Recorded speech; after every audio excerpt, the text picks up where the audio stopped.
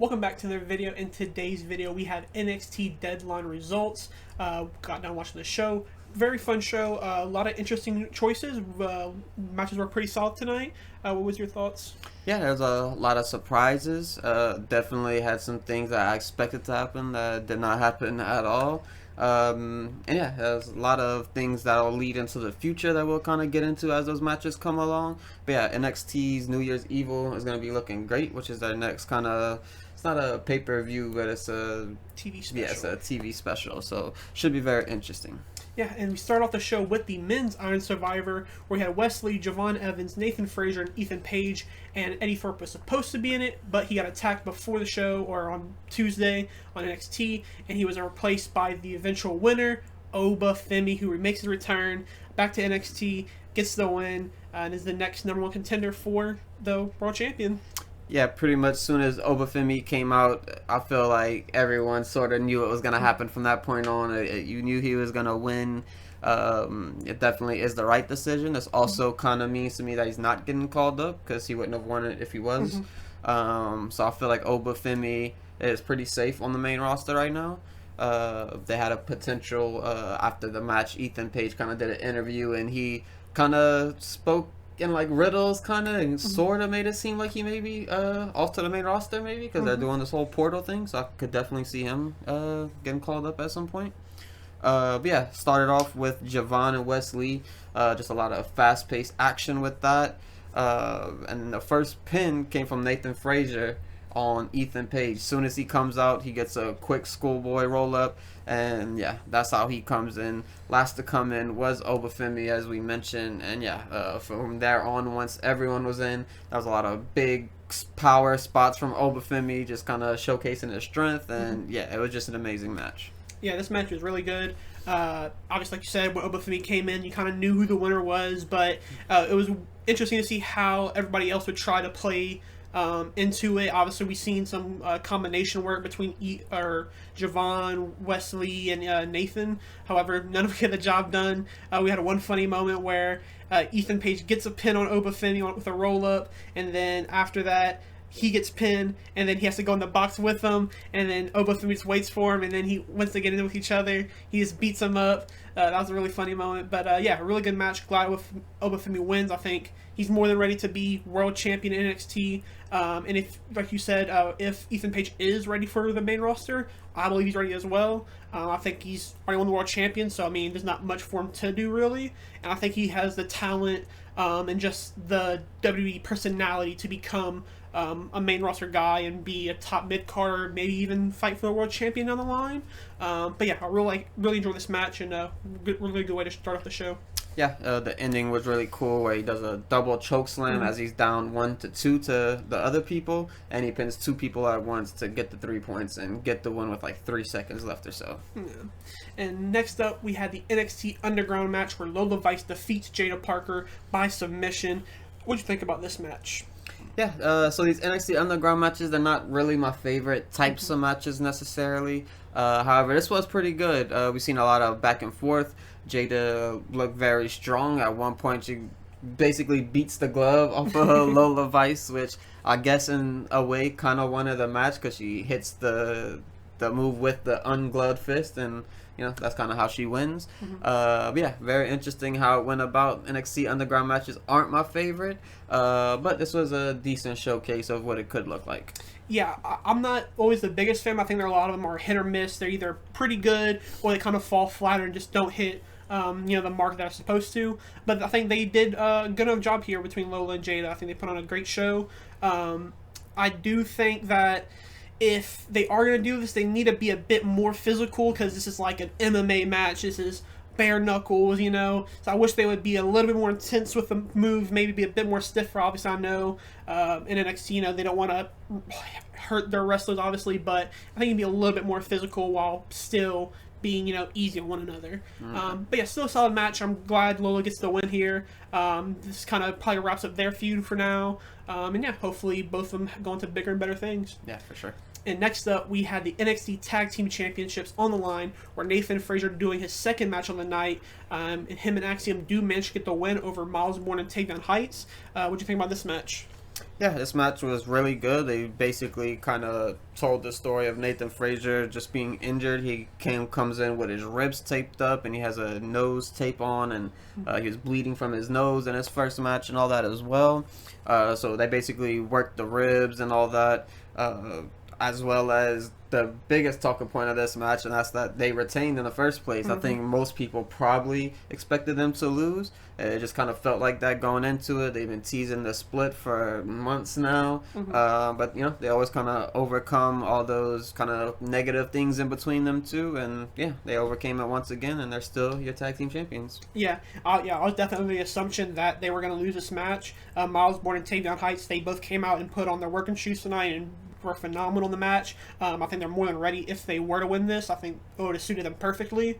But yeah, I don't mind Nathan Axiom winning just because, I mean, they're the best tag team in North American wrestling right now, so definitely don't mind that. But yeah, definitely interested to see where that goes for them because we keep, like you mentioned, we keep in the story of, oh, they keep fighting and kind of, you know, something happens between one another, but they always manage to work it out. And I kind of like that story, but eventually I think it has to finally run its course and they finally have to mess up one too many times in the match and finally maybe not split immediately after, but at least, you know, lose the belts and maybe that causes the split afterwards.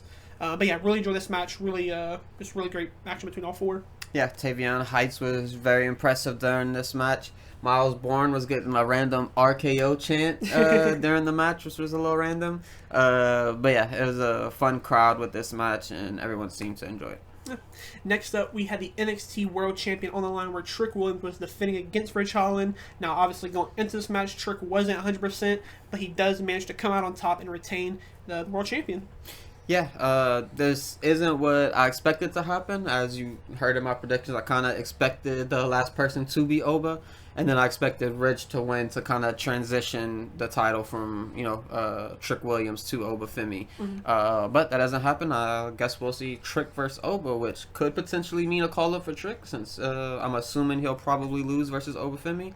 But yeah, there's a lot of Ridge Holland working the hurt neck of Trick Williams in this match, stomping his neck. At one point, his neck gets kind of caught in between the middle and the top rope, as kind of Ridge Holland sitting along, kind of laughing at him and enjoying him being in pain, and the ref helping him out and whatnot. But yeah, it was a pretty good match. Definitely, I think my worst match of the night. Maybe the Lola Vice Jada Parker, but probably this one is probably my worst one in my opinion. Yeah, this match, I'll be completely honest, going into it, I didn't care for it.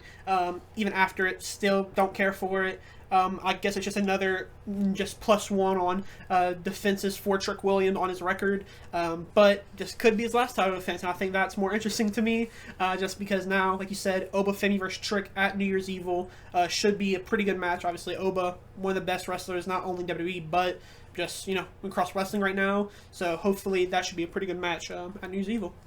In the main event, we did have the Women's Iron Survivor Challenge, where Julia does beat Sol Ruka, Stephanie Vaquer, Zarya, and Ren Sinclair. How'd you enjoy this match?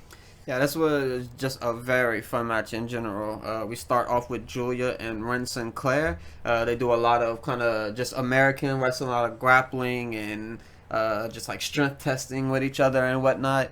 And that was before Sol Ruka comes in, has a very hot start where she does a double drop kick off the top rope, like a springboard double drop kick. Ren Sinclair kind of plays the fall guy in this match, unfortunately, where she gets pinned 3 different times in the course of this match. Honestly, I thought it was 4, like in the moment, but looking back, it was only 3. But yeah, but Ren Sinclair, even though she was the fall guy, she did amazing during this match. She always has very good facial expressions, and she kind of helps make the moment a moment with her, the way she screams and talks and facial expressions and all of that. Julia, just obviously one of the best in the world, just still gets an amazing pop on her entrances, still looks very good with the mask and everything. And then Zarya, she's probably the main talking point of this show, in my opinion. She did amazing the entire time. She does this really cool spot where she has, I believe it was Julia on her back and Ren Sinclair sitting down in the corner, and she does like this front flip with Julia, or cannonball, I guess I should say, with Julia on her back into Ren Sinclair. Really cool spot right there. And you just kind of showcase her strength throughout the entire match. Yeah, Zarya definitely impressed me a lot in this match.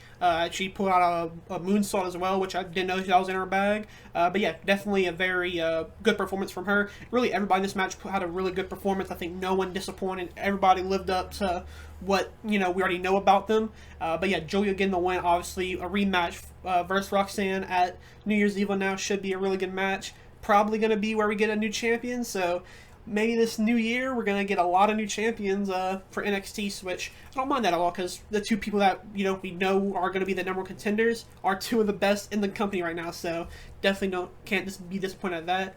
But yeah, this women's match was honestly probably out of the four Iron Survivor matches that we've had so far, I think this is easily the best one. And this is easily the best one obviously tonight for sure. But yeah, really enjoyed it. Glad this stipulation is working a lot better than I think a lot of people thought originally. And yeah, I think it's gonna be a staple for NXT, and maybe we can see it on WWE one day. Yeah, I mean, it was just a very good match. I love, like you said, just everyone just got their spots in, looked really good. At one point, Sol Ruka does a double Soul Snatcher. She does another one immediately after to Ren Sinclair to take her out of the match once again. We've seen a double powerbomb from Julia and Sol Ruka to Zarya through the announce table. That was a pretty cool spot. There's also an amazing spot from Sol Ruka where she does, I don't even know exactly what to call it, but she does a bunch of flips in the ring until she gets to the ropes, and she goes over the ropes, and it looked amazing. She got so much air and went so far. It was so good. That was literally one of the better dives I've ever seen, I think. It was very good. But Stephanie Vaquer, when I mentioned her as well, does amazing. We get the big face-off with her and Julia at a few different points of this match, but they kind of just tease you with. They never let them really go at each other. There's always something that stops them or comes in between them. So that's definitely something that they're going to be saving for a future pay-per-view for sure. Yeah, after tonight, I think we have an idea of what our stand and deliver matches next year could possibly be. Obviously, I'm under the assumption that both Oba and Julia will be winning at New Year's Eve as of right now. And I think at stand and deliver, Julia versus Stephanie Vaquer for me for the first time. Obviously, that's a long time to kind of not have a match between the two, but I think that long wait for the eventual match could be amazing. And then Oba Femi potentially against like a Javon should be a really good match. But yeah, a lot of good stuff happening.